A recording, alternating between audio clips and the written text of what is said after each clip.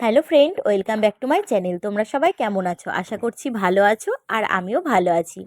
তো বন্ধুরা, বাবা আজকে বাজার থেকে এনেছিল, ঠিক কতটা ওজন আমি জানি না, কিন্তু অনেকটাই বড় মাছ। আর এটা হচ্ছে রুই মাছ। তো দেখো, একদম জ্যান্ত মাছটা, কারণ দেখো প্রচুর লাল হয়ে আছে। তো মাছটা কিন্তু বাবা কেটেই এনেছিল, সেই জন্য আর কাটতে হবে না, এবার ধুতে হবে। চলো ধোয়া শুরু করি। এরপর দেখো বন্ধুরা, আমি মাছ ধুতে বসে পড়েছি। আর আজকে তোমরা দেখে বুঝতেই পারছো, ওয়েদারটা কিন্তু একদম পুরো মেঘলা মেঘলা। শুধু মেঘলা না, সকাল দিয়ে কিন্তু ঝিরিঝিরি বৃষ্টিও হচ্ছিল। তো চলো মাছগুলো ভালো করে ধুয়ে নিই। আর মাছগুলো কেটেছে ঠিকই, কিন্তু গায়ে কিন্তু অনেক আঁশ ছিল, তো সেগুলো ভালো করে বেছে ধুতে হচ্ছিল। তো মাছের গায়ে যে আঁশগুলো ছিল, সেই আঁশগুলো কিন্তু আমি বেছে বেছে ফেলে দিয়েছি। আর দিয়ে কিন্তু মাছগুলোকে খুব ভালো করে 2 থেকে 3 বার আমি ভালো করে ধুয়ে নেব।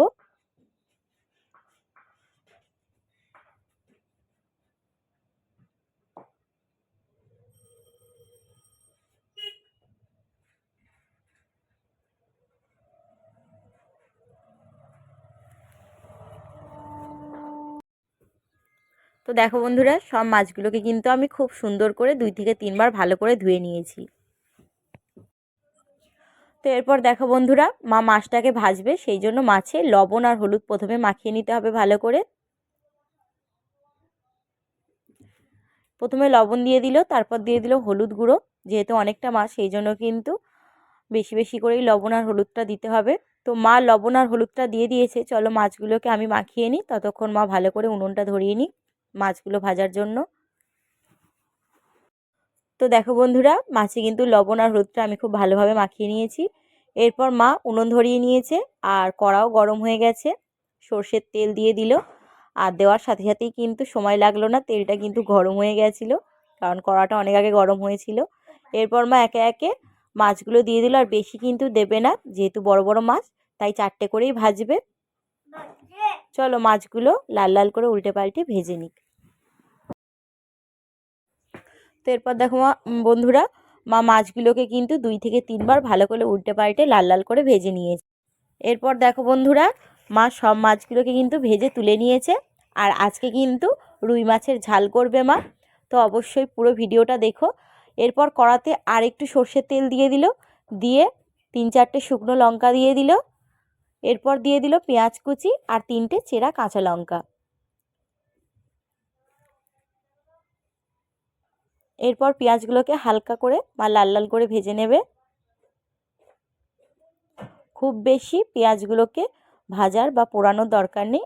দেখো হালকা করে মা ভেজে নিয়েছে। এরপর দিয়ে দিল রসুন বাটা, আদা বাটা।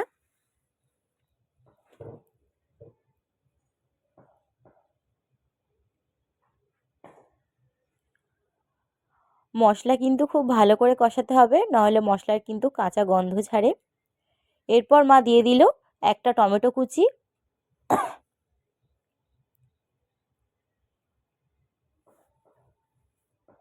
মশলাগুলো ভালো করে কষাতে কষাতেই কিন্তু টমেটোগুলো খুব সুন্দরভাবে নরম হয়ে গলে যাবে। এরপর দিয়ে দিল লবণ।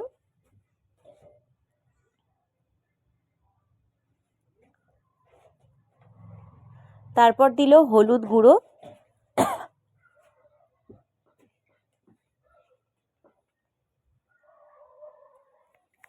সব মশলা দিয়ে কিন্তু ভালোভাবে ভালো করে কষিয়ে নিতে হবে, বিশেষ করে আদা রসুন আছে।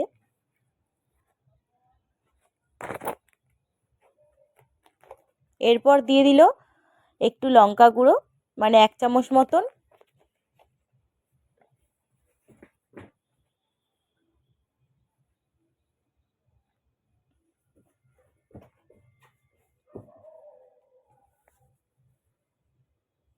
আর সবার শেষে দিয়ে দিল কিন্তু জিরে বাটা।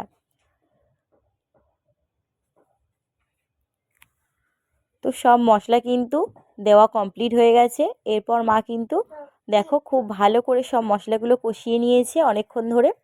এরপর কিন্তু মা জল দিয়ে দিল, যেহেতু অনেকটা মাছ, সেই জন্য কিন্তু জলটাও অনেকটা দিল। এরপর দেখো বন্ধুরা, ঝোলটা ফুটে উঠেছে, আর আমি কিন্তু একে একে সব মাছগুলো দিয়ে দিচ্ছি। তো ভিডিও করার কথা মনে ছিল না, তারপর আবার মনে পড়তে শেষে আর 2-3টে মাছ ছিল, সেগুলো দিয়ে দিলাম। তো মাছগুলো দেওয়ার পর কিন্তু আমি ঠিক 2 মিনিটই ফোটাবো। তো 2 মিনিট ফোটালে কিন্তু আমাদের মাছের ঝালটা একদম পুরো রেডি হয়ে যাবে। চলো 2 মিনিট ফুটুক, তারপর ঢেলে নেব। তো দেখো বন্ধুরা, মাছের ঝালটা কিন্তু আমি নামিয়ে নিয়েছি। আর ঝোল কিন্তু একদম বেশি রাখিনি, একদম মাখা মাখা, মানে গায়ে গায়ে রেখেছি। আর সব মাছগুলো কিন্তু দিয়ে দিয়েছি আমি। আর ওপর থেকে অল্প একটু ধনেপাতা কুচি ছড়িয়ে দিয়েছি। তো বন্ধুরা, আজকের রেসিপিটা তোমাদের কেমন লাগলো অবশ্যই কমেন্টে জানিও। আর তোমরা কারা কারা যে কোনো মাছের ঝাল খেতে পছন্দ করো সেটাও বলো। তো চলো বন্ধুরা, টাটা, তোমরা সবাই ভালো থেকো, সুস্থ থেকো। আর তোমরা তো সবাই রুই মাছের ঝাল হয়তো খেয়েইছো, শুধু রুই মাছ কেন, যে কোনো মাছের ঝাল। তো আমি যেভাবে করলাম, সবার রান্নার ধরন তো অন্যরকম হয়, তো যেভাবে করলাম অবশ্যই সেইভাবে একবার বাড়িতে বানিয়ে খেয়ে দেখো, ভালো লাগবে। চলো টাটা।